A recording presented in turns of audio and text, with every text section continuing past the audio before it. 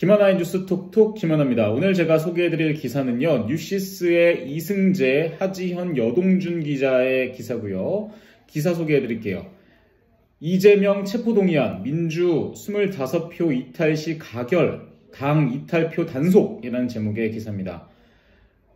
검찰이 15일 이재명 더불어민주당 대표에 대해 구속영장을 청구함에 따라 이 대표에 대한 검찰의 체포동의안이 조만간 국회에 제출될 것으로 보입니다. 체포동의안 가결에 필요한 민주당 내 이탈표는 28표로 민주당은 이탈표 단속에 주력할 것으로 보입니다. 17일 민주당에 따르면 지도부는 이 대표에 대한 체포동의안이 국회에 제출될 경우 부결당론으로 정하기보다 자유투표에 맡기는 것으로 가닥을 잡고 있는 것으로 알려졌습니다. 부결당론으로 정해 안전판을 마련해둘 수도 있지만 반대 의견을 무시했다는 잡음이 나오며 오히려 이탈표가 발생할 수 있다는 점이 부담스럽기 때문입니다. 이 대표가 세 차례나 검찰 소환조사에 응한 데다 무기명 투표인 만큼 부결될 가능성이 높은 점도 작용하고 있는 듯합니다. 민주당의 의석수가 169석이 되기 때문입니다. 체포동의안 표결은 무기명 투표로 진행되며 재적의원 과반 출석에 과반 찬성이면 가결됩니다.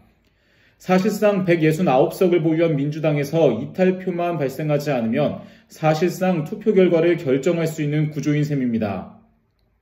하지만 100% 부결을 장담할 수 있는 것은 아닙니다. 체포동의안에 찬성할 것으로 예상되는 국민의힘과 정의당, 시대전환을 모두 더하면 122석입니다.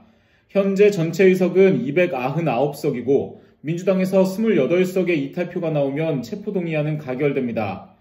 이에 비이재명계 의원들이 체포동의안 가결 여부에 캐스팅 보트를 쥔 상황입니다. 실제로 지도부조차 가결을 감당할 수 없다는 취지의 발언을 해오며 당내 이탈표를 단속해왔습니다.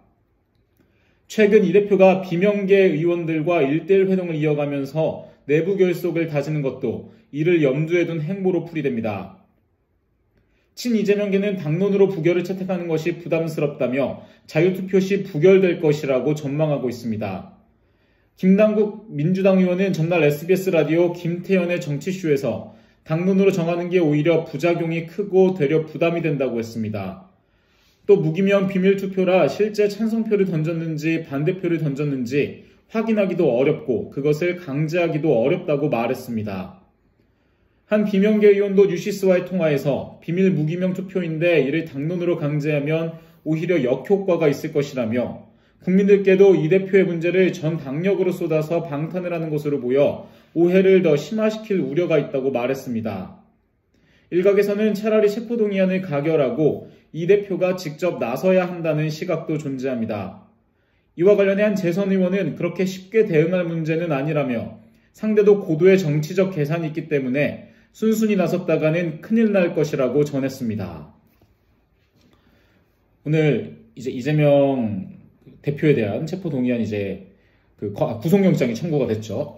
구속영장이 청구가 되면서 이제 절차가 의회에서 국회의원이기 때문에 이제 체포동의안이 통과가 돼야 이제 체포가 될 수 있는 상황인데 민주당에서는 사실 사활을 건 문제인데 또 이런 정치적 논리가 있네요. 그러니까 비명계 의원들이 이게 당론으로 정할 경우에 약간 우리도 막 더 궁지에 몰리면 더 막 만나가고 이런 성향들 있잖아요.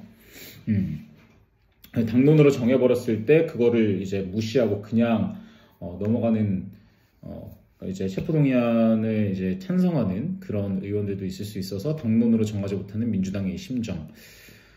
사실 저는 뭐 이재명 대표에게 뭐 그렇게 호감은 없어요. 옛날에 이제 텔레비전에 방송에 막 나왔었을 때 자기 양가 거기 나왔었을 때는 재밌게 잘 봤는데 점점 이제 부정적인 모습들이 많이 보이면서 사실 저는 정치 쪽에 정치라는 거 자체는 재밌지만 정치인들에게는 크게 호감이 없어요. 우리나라는 뭔가 그렇게 크게 믿음을 줄 수 있는 사람들이 아직은 없다라는 생각에 저는 어느 당도 지지하지 않는 입장에서 잘못이 있으면 잘못을 처벌받고 없으면 또 해명하면 되는 거니까요.